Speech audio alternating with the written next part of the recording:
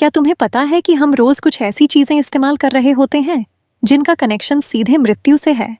सोचो, क्या हो अगर वही चीजें हमें बड़े नुकसान या भयानक परिणामों की ओर धकेल रही हों और हमें इसका अंदाजा तक न हो? हाँ, बिल्कुल सही सुना तुमने। गरुड़ पुराण में एक ऐसी ही कथा है जो बताती है कि कुछ वस्तुओं का उपयोग हमें नहीं करना चाहिए, वरना उसका अंजाम बहुत खतरनाक हो सकता है।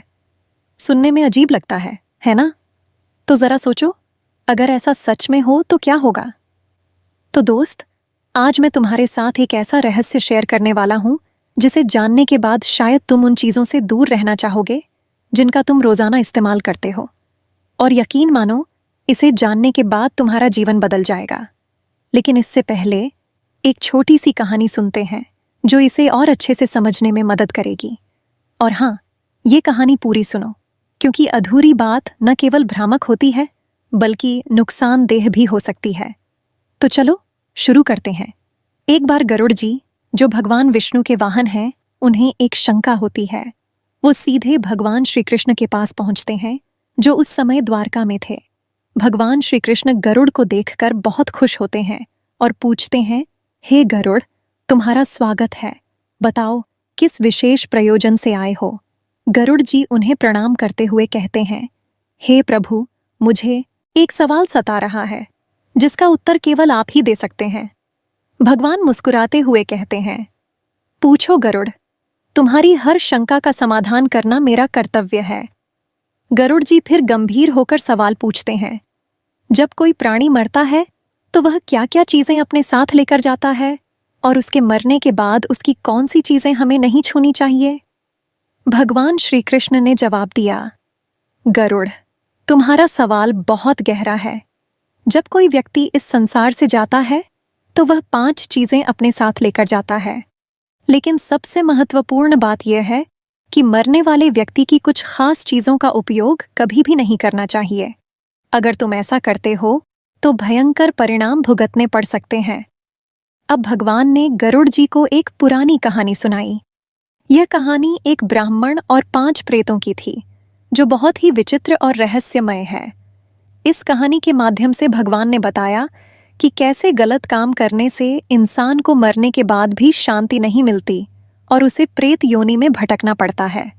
तो इस कहानी का हर पल ध्यान से सुनो, क्योंकि यह न केवल तुम्हारे ज्ञान को बढ़ाएगी बल्कि जीवन के उन रहस्यों को भी खोलेगी जिन्हें शायद ही तुमने पहले सुना हो। एक बार एक ब्राह्मण, जिसका नाम देव शर्मा था, वह वन में तपस्या करने गया। यह वन कोई साधारण जगह नहीं थी। वहां का माहौल इतना डरावना था कि दूर दूर के लोग इस वन में जाने से कतराते थे। पेड़ इतने घने थे कि सूरज की रोशनी भी मुश्किल से उन तक पहुंच पाती थी। वन के भीतर कई डरावने जीव रहते थे और वहां के वातावरण में मौत का साया हर वक्त मंडराता रहता था। एक दिन देव शर्मा उस वन में एक प्राचीन पेड़ के पास पहुंचता है, जहां उसे 5 प्रेत दिखाई देते हैं। अब ध्यान दो, ये प्रेत सिर्फ साधारण भूत नहीं थे। ये प्रेत वे लोग थे जिन्होंने अपने जीवन में भयंकर पाप किए थे। जैसे ही वे ब्राह्मण को देखते हैं, वे उसे खाने की योजना बनाते हैं। लेकिन जब ब्राह्मण ने उन प्रेतों से बातचीत की तो उन प्रेतों की भूख गायब हो गई। उनके अंदर का पाप समाप्त होने लगा और उन्होंने ब्राह्मण को अपनी कहानी बताई। हर प्रेत का एक अलग पाप था। एक प्रेत, जिसका नाम ऊंची था, उसे इसलिए यह योनि मिली क्योंकि वह हमेशा झूठा भोजन खाता था। दूसरा प्रेत नग्न अंग था, जिसने हमेशा नग्न होकर स्नान किया और समाज की मर्यादाओं को तोड़ा। तीसरा प्रेत शव वस्त्र था, जो मरे हुए लोगों के कपड़े चुराता था और पहनता था। चौथा प्रेत अशौच था, जो कभी स्वच्छता का ध्यान नहीं रखता था और गंदगी में जीवन जीता था। और 5वां प्रेत, जिसका नाम क्रव्यध था, वह मांस और रक्त का लोभी था, जिसने कई निर्दोष प्राणियों की हत्या की थी। इन प्रेतों की कहानी सुनकर ब्राह्मण देव शर्मा को एहसास हुआ कि ये उसके ही पूर्वज थे, जो अपने कर्मों की वजह से प्रेत योनि में भटक रहे थे।